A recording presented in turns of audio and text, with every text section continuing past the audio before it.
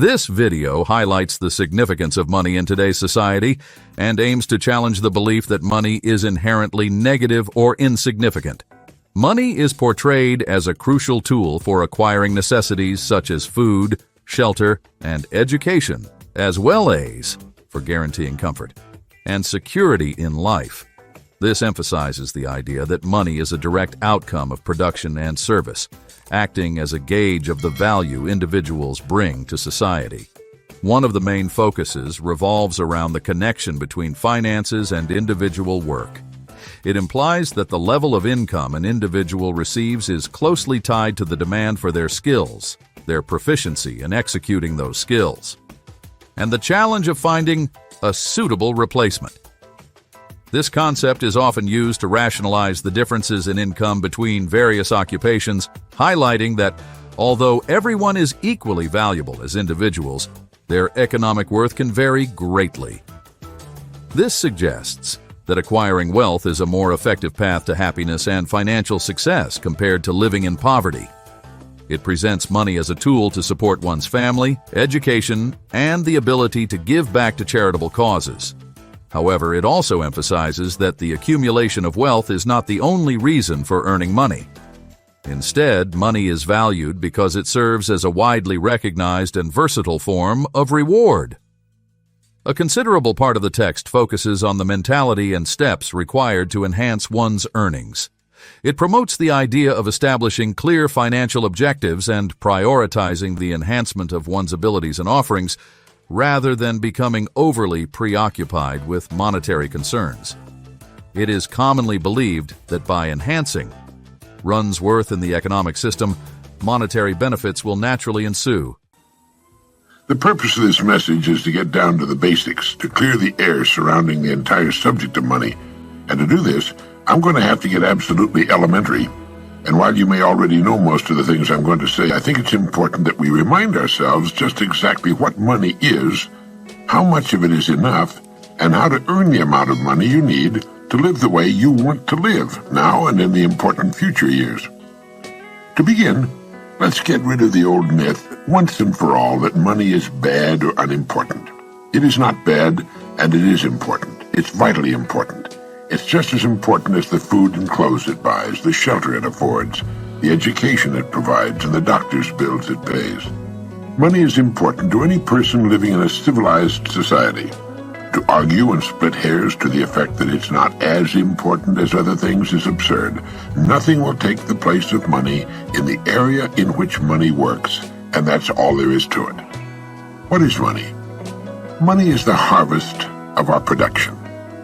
Money is what we receive for our production and service as persons, and which we can then use to obtain the production and services of others.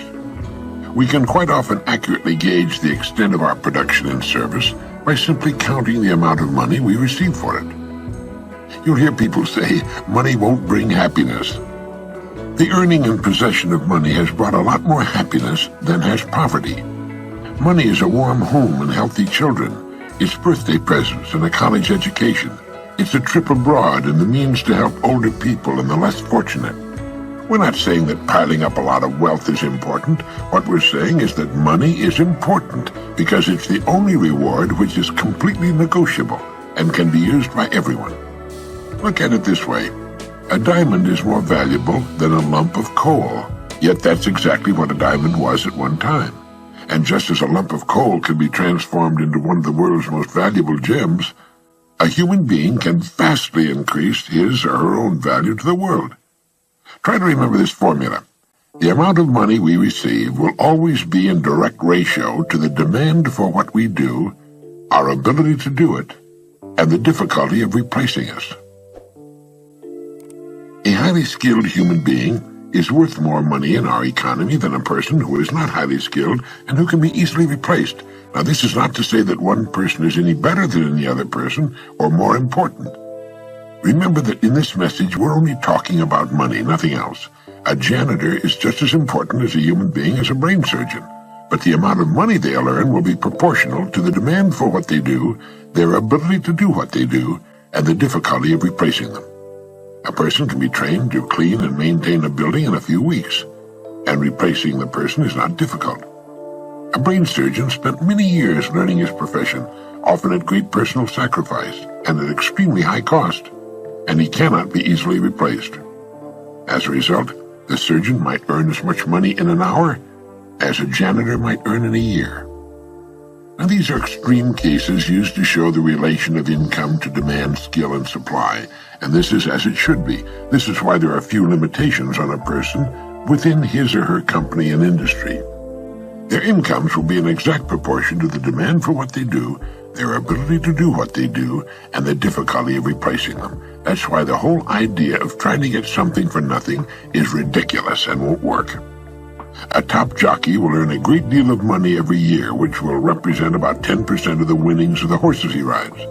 You might say riding a horse serves no useful purpose, but the demand is there, useful or not. It's the same with a star in show business. His or her income will very accurately reflect the demand for what he or she does. Now that's why preparation for life is so important.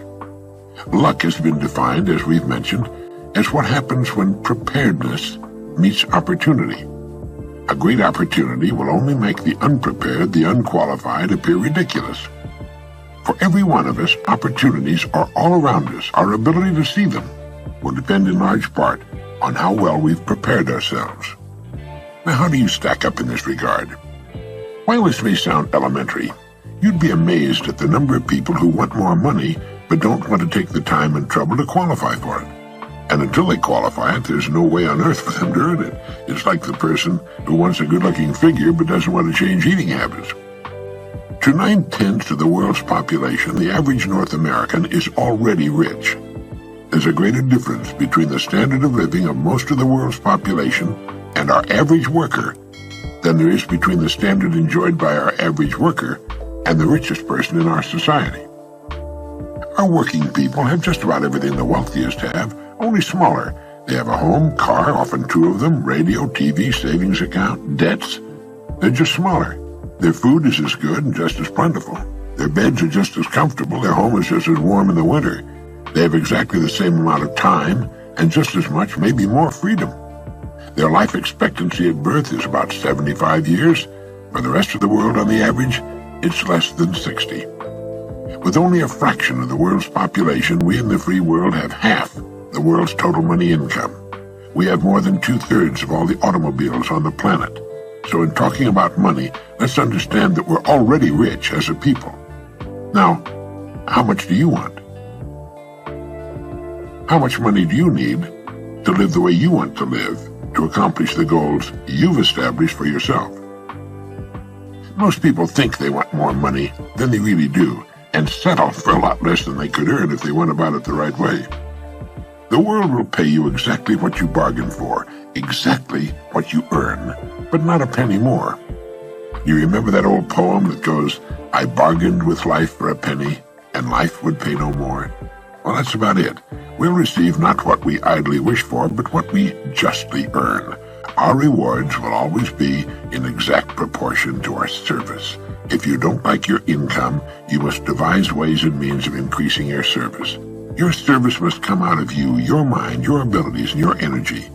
A strong person cannot make a weak person strong, but a weak person can become strong on his or her own by following a specific course of action for a sufficient length of time. And a person who's already strong can become a lot stronger. It's the same with this business of money. People who refuse to do more than they're being paid for will seldom be paid for more than they're doing. You may have heard someone say, "Why should I knock myself out for the money I'm getting?" Now, it's this attitude which, more than anything else, keeps people at the bottom of the economic pile. They don't understand that only as we grow in value as persons will we receive the increased income we seek. If we try to stand still in our work, and millions do, we'll never know the rewards nor the joy of accomplishment and the personal satisfaction and peace of mind which come only to the person of unusual achievement. There are two distinct steps we must take. First, we must decide how much money we really want, the exact amount. Once this decision is made, the second step is to forget the money and concentrate on improving what we now do, until we've grown to the size that will fit and naturally earn the income we seek. Once we're fully qualified for the amount of money we decide to earn, we'll soon find ourselves earning it. And we'll also discover that with our new powers and abilities, it's not more difficult, perhaps even less difficult, than what we're now doing for the money we're now earning. Ask yourself, how much money am I perfectly willing to earn, realizing that the amount I earn will be an exact proportion of my skills, the demand for what I do, and the difficulty of replacing me. There are really three amounts of money people should decide upon. One, the yearly income we want to earn now or in the near future, the amount of money we want to have in a savings and/or investment account, and the amount of money we want as a retirement income, whether we ever retire from active work or not. Now, it's here that most people make a very serious mistake. They never decide on any of these three amounts of money. If you will decide on these three amounts, and if you'll write them on a card to carry with you or put somewhere where you can review it from time to time, you'll automatically have placed yourself in that top 5% we were talking about. You'll have a plan for your future, a blueprint for future financial accomplishment. You'll know where you're going, and if you're serious about it, you'll most certainly get there. You see, the trouble with people is not in achieving their goals. They can do that all right. It's in not setting goals that people get in trouble. They leave it to chance and find out sooner or later, and to their sorrow, that chance doesn't work, that they've missed the boat. It's estimated that only 5% decide on the money they'll earn and then grow as persons into the size of the incomes they seek. They thus take their lives, their fortunes, and their futures into their own hands as they should, and accomplish their goals right on schedule all the years of their lives. You can do the same thing, and you can do it starting right now. There are two kinds of people where money's concerned. There's the majority, who cut back on their wants to fit their incomes, and there are those free spirits in the minority who make their incomes fit their wants. Now, which is best for you? You've got to decide that. Ben Franklin gave us the secret to wealth. He said, the road to wealth lies in augmenting our means or diminishing our wants. Either will do, but the quickest way to wealth is to do both at the same time. When you write down the yearly income you mean to earn, you no doubt know whether or not it's average for the work you're in or above average. The chances are good that the figure you will decide upon will be above average, perhaps quite a bit above average. That's good. Now ask yourself, who in my line of work is now earning that kind of money? If you know, you'll have a good idea of what you have to do in order to earn it. This is exactly how men and women move from the ranks into positions of top authority with corresponding incomes. Now, I have no way of knowing your line of business, but regardless of the business you're in, it needs new leaders, men and women, to come up in the years ahead. Everything is expanding, getting larger, and with the increase in size and scope, the most desperate need is for the dedicated, able person who can learn to lead the field, and to lead others as well. Some of the top executives in the nation today were once accountants, shipping clerks, struggling lawyers, service station attendants, salespeople in the field, sales clerks, mailroom clerks, stenographers, mechanics. You can't think of a position from which people have not climbed to the top. Now understand what I'm going to say, and it'll bring you and yours everything you want.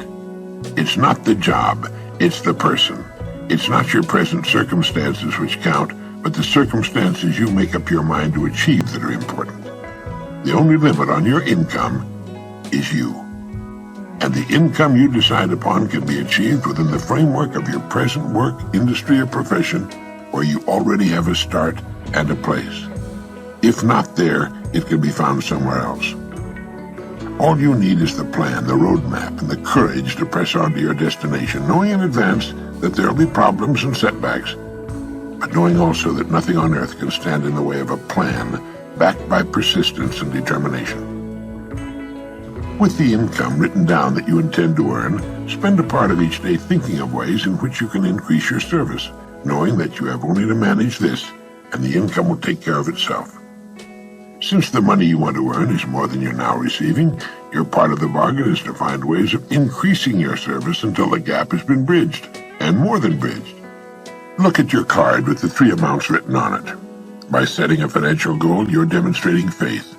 You'll find that you'll begin to become what others call lucky. You'll begin to get good hunches and ideas. You'll take far more interest in everything about your work and your company. You'll see opportunities in your work and environment you've never noticed before. In fact, you'll soon discover you're no longer the same person. You'll care less about how others are doing their jobs and concern yourself more with the manner in which you do yours. By your example, you'll inspire others to do their jobs better. Have faith in yourself and the quiet, firm inner knowledge that you can and will accomplish your goals.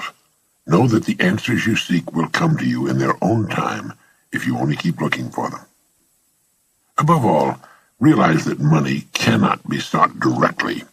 Money, like happiness, is an effect. It's the result of a cause, and the cause is valuable service. Keep money in its proper place. It's a servant, nothing more. It's a tool with which we can live better, see more of the world, to give our youngsters the education they need and a good start in life. It's the means to a happy, carefree retirement in later years. Money is necessary to modern life, but keep it in its place. You need only so much food to enjoy good health. You really need only so much money to live comfortably, securely, and well. Too much emphasis on money reverses the whole picture. You then become the servant, and the money the master. As someone once put it, it's good to have money and the things money can buy, but it's good, too, to check up once in a while and make sure that you haven't lost the things that money can't buy. Every person should know happiness in his or her work and home, and prosperity. These things can and should be yours.